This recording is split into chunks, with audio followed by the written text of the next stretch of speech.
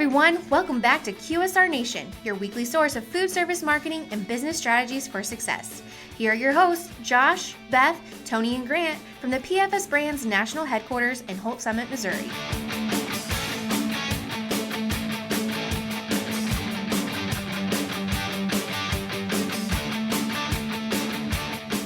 Hey everybody, welcome back to QSR Nation. As always, we have Josh, Beth, and Tony here from the QSR Nation National Headquarters and PFS Brands National Headquarters in Holt Summit, Missouri to talk about food service marketing and business strategies for success. Today, that was a mouthful. I know, I really struggled through that. Today we are down one man. Grant is out doing some training, but he'll be back next week. Yeah, they found out that they tasted his cooking and they sent him a cooking class. Yep, cooking class. He needs it. So today we're going to talk about email marketing and some of the pros and cons of it, whether it's still effective this day and age, and some ways where you can really reach your consumer audience. So Beth, take it away. All right. Well, I'm a big fan of email marketing. It really just depends on the business. So as to the frequency of what you're going to be sending your email marketing contacts to, also just the content. The content is king. If you don't have original organic content that's actually going to attract your customers, there's going to be nothing that's going to be valuable to them as to why they would read something. That's why you're going to be seeing a lot of your big box stores that are constantly sending out different promotions, sales codes, so that way they can actually go and drive people to their website to actually purchase items. But depending on your business, whether it's just going to be in a more informative email marketing campaign or it's going to be for actual conversions of reading to sales, you need to figure out the frequency and how long people are going to be actually on your newsletter or whatever campaign it is to make sure it's going to be the most effective for you and you're spending your dollars wisely and you're also spending your time wisely when it comes to the employees that are generating and creating those campaigns. I mean, I agree to, certain industries, I think it's still, a very viable source, especially like in retail as they compete with the Amazon of the world. But, some restaurants actually, can have some success, I think, in email marketing still with strong offers. Mm-hmm. I know, as usual, Beth and I sit on polar opposites of things. I'm not as big a fan of email marketing today as I was maybe 5 years ago. I just think that there's so much that comes in. I think that Beth hit really the key to success is you've got to have that strong content. You've got to have that subject line that's going to make me want to open the email. But then you've got to have something really, strong offer inside to make me actually click through and go. I've got a couple that I look at for showing up in my inbox religiously, and.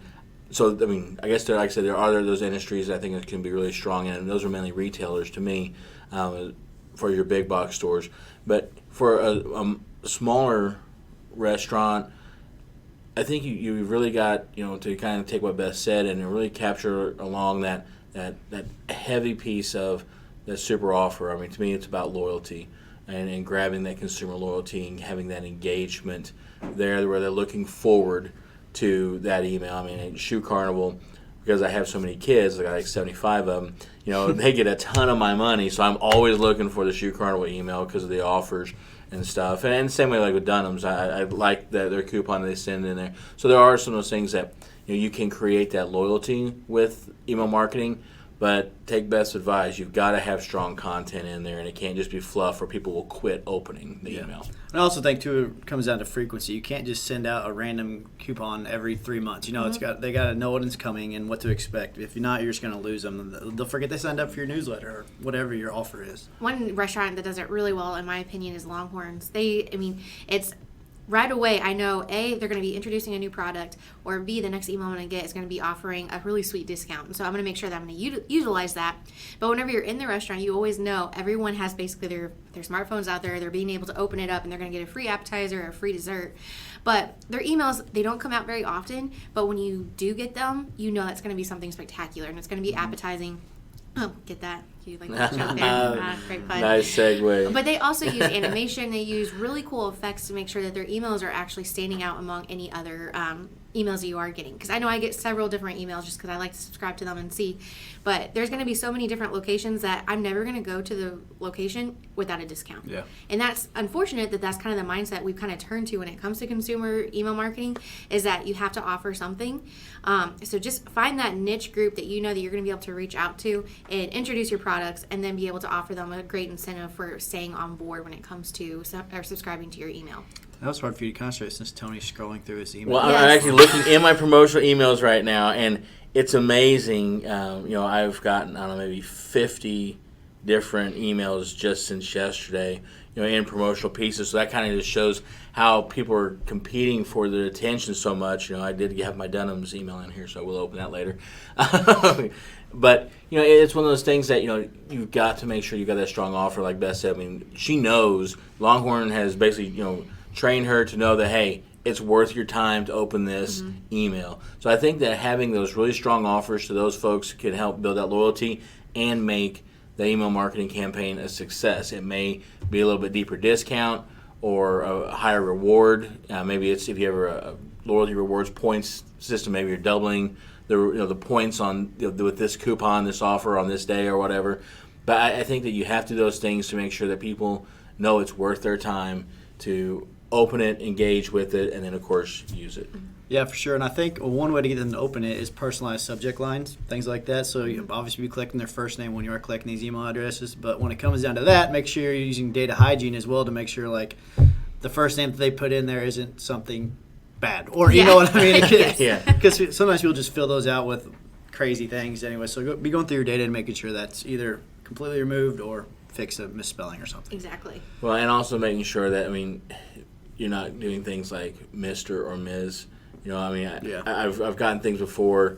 With the name like Anthony is pretty clear to me that it should be a male. But I know you question that. But but I get emails for Mrs. Pierce, and there isn't one. So at least not in my life. There's someone else was Mrs. Pierce, but We're not going to go Moving yet. on. Yeah. Moving on. But so just make sure that you're not using those prefixes and stuff. I think that direct personalized piece. Well, you kind of think when you're getting an email that says, "Dear Miss Oots" or whatnot, I'm thinking, okay, the Prince of Arabia is now contacting me to send over $5 million, because people don't utilize that kind of language and that formality anymore. Did you do it?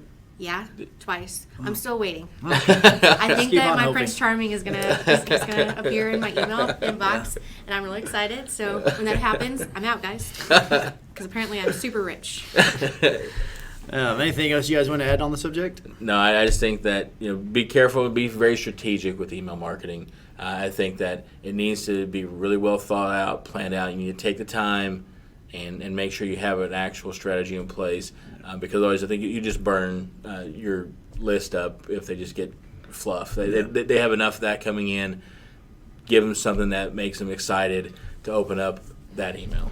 I think one thing, a very good tip that just from the times that I've done email marketing, is that if you're not exactly sure what all or the amount of pieces you're going to be trying to broadcast out there, start off with like a monthly digest, and then you work your way up and kind of just go from there. Because if you are trying to send out an email daily or weekly, sometimes you're going to run out of content and you're not necessarily going to know what am I going to be talking about next week. And if you're going out there and then you're missing 6 to 7 weeks, you're trying to build up for that content, figure out and build a content calendar, because that's the most important thing that you can do. It's almost like trying to think of a marketing topic to talk about on a podcast once per week. Occasionally it does. Yep, definitely find that frequency that works for you and your subscribers.